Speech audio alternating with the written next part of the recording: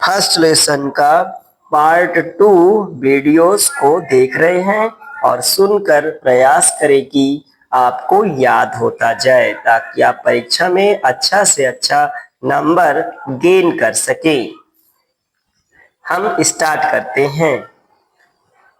अनूठा प्रयास दैवी संयोग की कृपा से आरंभ हुआ।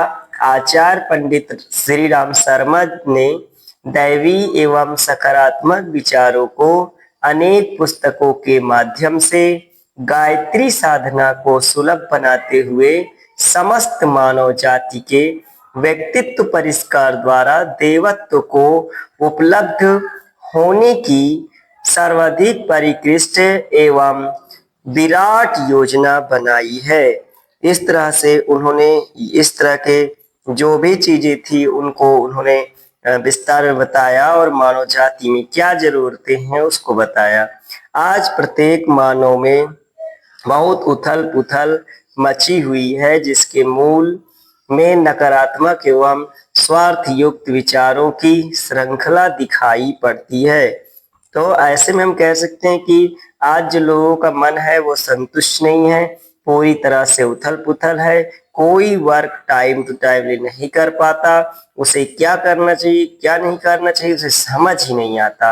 अतः ईश्वरीय प्रेरणा से दशकों पूर्व यह महत्वपूर्ण योजना वर्तमान में अत्यधिक प्रभावशाली अभियान का रूप ले चुकी है। इसके बिना व्यक्तित्व का विकास अथवा मानव कल्याण अब असंभव प्रतीत होता है। अर्थात जैसे जैसे जो बच्चे भारतीय संस्कृति ज्ञान परीक्षा में भाग ले रहे हैं वो बहुत ही भाग्यशाली हैं और वो हो सकता है कि उनका व्यक्तित्व विकास यहीं से स्टार्ट हो जाए और हमें इसी को करने के लिए पढ़ाई करते हैं, स्कूल जाते हैं, ये सारे वर्क करते रहते हैं। तो इसीलिए हमें अब अच्छे से इन चीजों को ध्यान देना है और अपने एग्जाम हॉल में इनको अच्छे समझ करके ठीक लगाएंगे तो बेहतर हो जाएगा। अब हम लोग करेंगे सेकंड पैरे को। तो सेकंड पैरे में हम लोग देखेंगे कि क्या गुरुजी ने बताया या क्या हमारे व्यक्तित्व परिष्कार के लिए आवश्यक है। मनोवैज्ञानिक मतलब जो लोग मन को जान जाते हैं ऐसे वैज्ञानिक अल्फ्रेड थे। उन्होंने व्यक्तित्व को समझने के लिए समग्रता पर बल देते हुए कहा था कि व्यक्तित्व विशिष्ट विचारों से, भावनाओं से, व्यवहारों का एक विशिष्ट पैटर्न होता है जो धीरे धीरे बनता जाता है, जो दूसरों से भिन्न करता है, लंबे समय तक बना रहता है। अगर जैसे सारे लोग करते हैं अगर उसी तरह हमें रहना है तो व्यक्तित्व विकास की कोई भूमिका उसमें नहीं रह जाती है।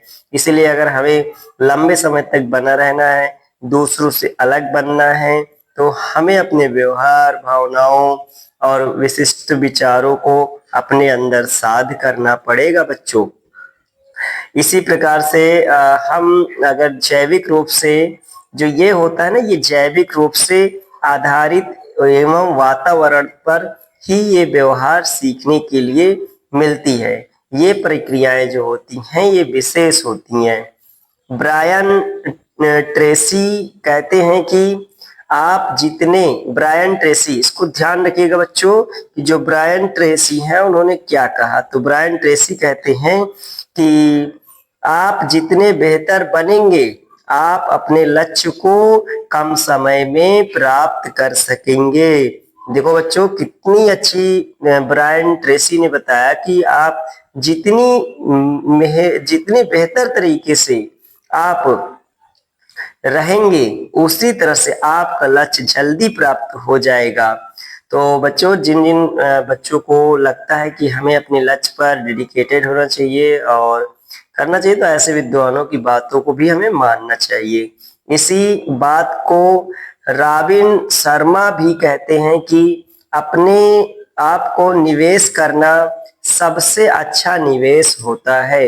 यानी अपने आप को लगा देना किसी चीज में, पैसे से ज्यादा अगर अपने आप को हम लगा देते हैं कहीं पर और सीखने में लगा देते हैं तो वह निवेश से अच्छा होता है। इसको रॉबिन शर्मा जी कहते हैं। इन थॉट्स को ध्यान रखने हैं, यही ऑप्शन में क्वेश्चन आएगा, जिससे कि स्वयं का सुधार होगा। हमें अपने स्वयं का सुधार करना है, आगे बढ़ना है और समाज में कुछ करके दिखाने के लिए हमें आगे बढ़ना है।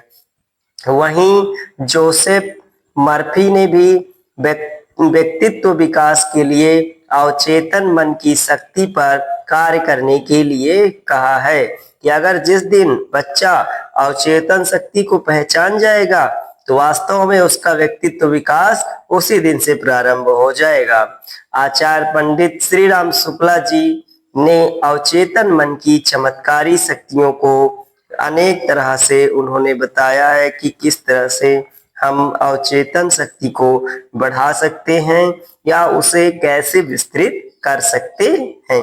बच्चों, इन सभी जो यहाँ पे आए थॉट्स, जैसे कि पहले वैज्ञानिक थे अल्फ्रेड का, फिर दूसरे वैज्ञानिक जो थे वो थे ब्रायन ट्रेसी, और जो तीसरे वैज्ञानिक थी जोसेफ मर्फी। इन सभी के थॉट को आपको ध्यान रखना है और इस पर वर्क करते हुए आगे बढ़ते रहना है। अब हम लोग स्टडी करेंगे पैरा नंबर 4 पे। तो जैसे पैरा नंबर 4 कहाँ पे है, तो हम लोग ये पैरा नंबर 4 को अंडरलाइन करते हैं और इसको विस्तृत से जानते हैं। वस्तुतः व्यक्ति विकास जो होता है वो दो मुख्य आधार होते हैं उसके, जिनके अभाव में संपूर्ण व्यक्तित्व का विकास संभव नहीं हो पाता। अगर इन दो आधारों की कमी हो जाए तो हमारा जो व्यक्तित्व विकास होगा वो नहीं हो पाएगा।